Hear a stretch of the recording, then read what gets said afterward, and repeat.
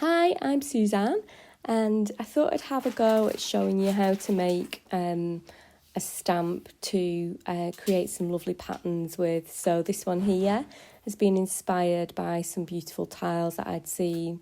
Here's the Softcut Lino that I use to create the stamps. You'll notice is in two parts because there's two colours to the stamp. So the way I began was just by testing out some different designs, just having a play about in my sketchbook, coming up with some different ideas, and then just trying things out really.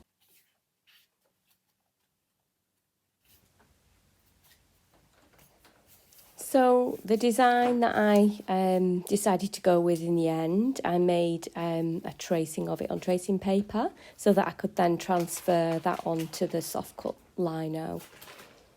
So that had to be done in two parts, obviously, because there's two parts to the design, two colours. So if anyone's ever done any printmaking before, you'll know that each colour requires a different cut of the lino. So, but these stamps are so small, they don't really need much lino, so you're not wasting massive amounts.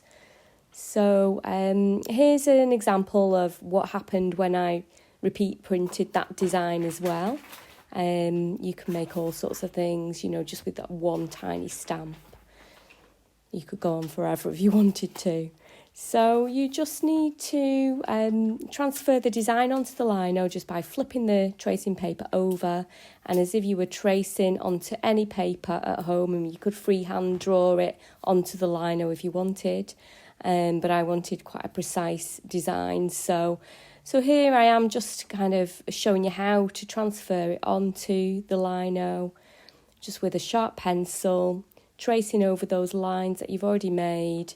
So this is the first part of the design, so this would be the square part of the design. And then you would need to do the second part of the design as well, so that the overlay colour.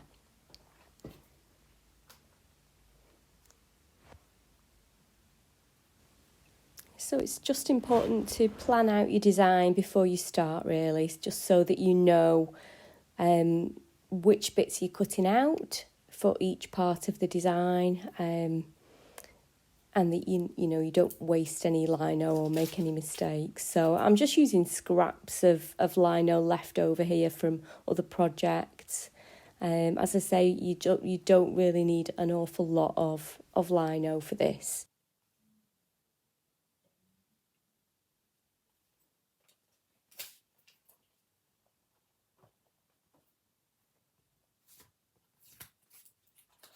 With the next part of the design on a different part of the lino, this is going to be the overlay colour. Okay, so I've tried to fit the shape together so that when you're actually printing it, you can put it right on top of the top colour, right on top of the bottom colour, so that you've got your own marking system, really, just so that you know exactly where the placement is going to be. It's a bit of trial and error. I mean, the first time you do it, you might get it wrong, but, just keep going with it. It is worth doing. So I'm measuring out here the shape and the size of the design. So mine is 5 centimetres square. So I'm going to make sure that on that first part of the lino, that underlay colour, I'm marking that shape out, and I'm going to cut that to that size. So that's a 5 centimetre square, and then, as I said, you can repeat that as many times as you want to on the paper. You can just do it once if you wanted to.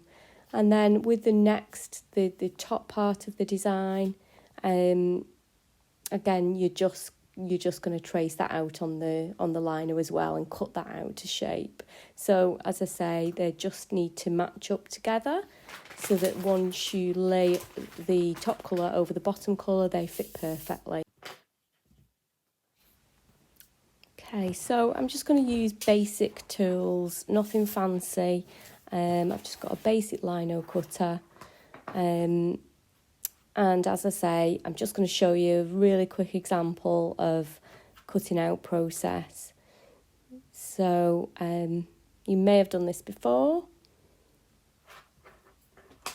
but all I'm going to do is I'm just going to line up my tool with the pencil marks that I've just made, and I'm literally just going to cut into that, just always with the Lino cutting tool, just always kind of pushing it away from you, never towards you. Obviously you don't want to cut yourself, and they are quite sharp tools. Okay, so that's just a small example of how to cut into the Lino, but as I say, it is soft, and it is easier to cut than normal Lino.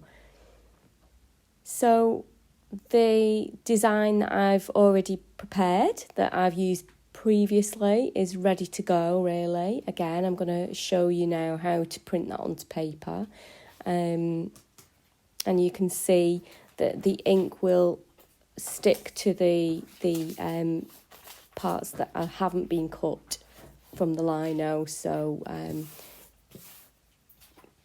it's easy to show you when I start printing. So I'm just using blank white piece of paper.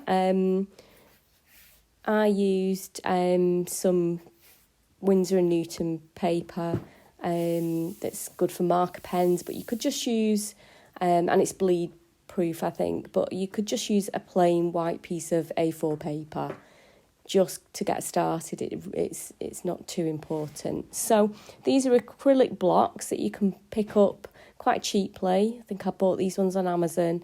They come in all different sizes and shapes, and I'm just using a bit of double-sided tape to stick the Lino stamps onto them, and then they're much easier to use and actually use as a stamp. So you can see the colours that I used for this particular one were a lovely green and blue. So I'm going to go with that again. So I'm going to start with the bottom stamp. So I'm going to start with green, and I'm just going to literally cover that bottom stamp with the green ink. So these are lovely little ink pads that I picked up. These ones actually print on fabric as well. You'd need to iron the fabric once it's dry, just to kind of keep it, kind of heat resistant. And it can be washed as well. You don't have to use the fabric ones. There are other ones available on the market, but I just find them quite versatile. And then I'm just going to ink that down.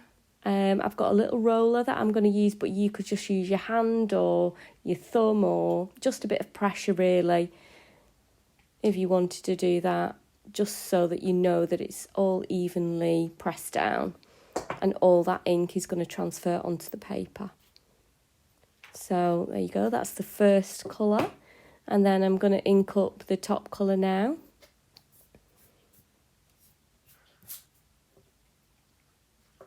So lovely blue, like a turquoisey blue. And you can have lots of fun just doing your own colour, kind of choosing your colours and colour combinations and just going for it really. Just experiment and see what works well.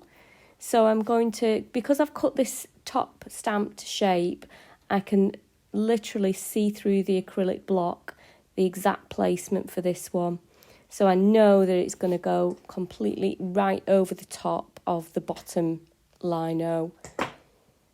So again, just apply a bit of pressure on that, really make sure that the ink is transferred, and then there we go.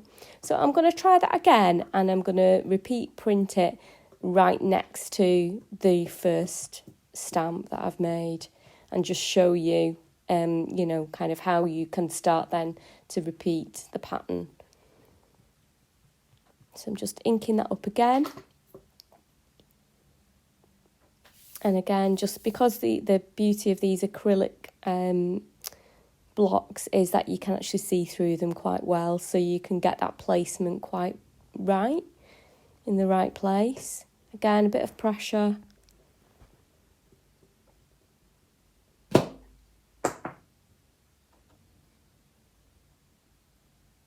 And And then there we are, that's the first block done. And then the second overlay block, oops, wrong colour. It's a turquoise. So I just love doing these stamps because they're so versatile. You can use them in so many different ways.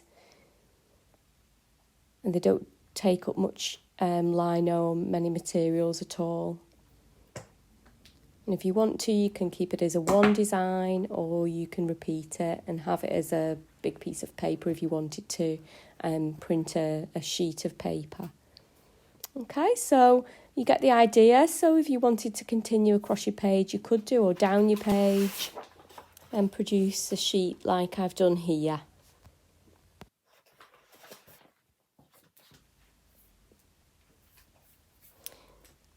So the individual pieces that I created, I did them initially because I wanted to produce some lovely covers for some sketchbooks that I was making. So these are the sketchbooks. It's a little tiny 5x5 centimetre square concertina sketchbook with watercolour paper. You may have seen these kind of things before, but I just wanted some lovely front covers that I'd printed myself. They are going to be available in my Etsy shop as well. If anybody's interested, I will leave the link in the description for that as well. But anyway, thank you so much for joining me today, and I hope you've enjoyed it.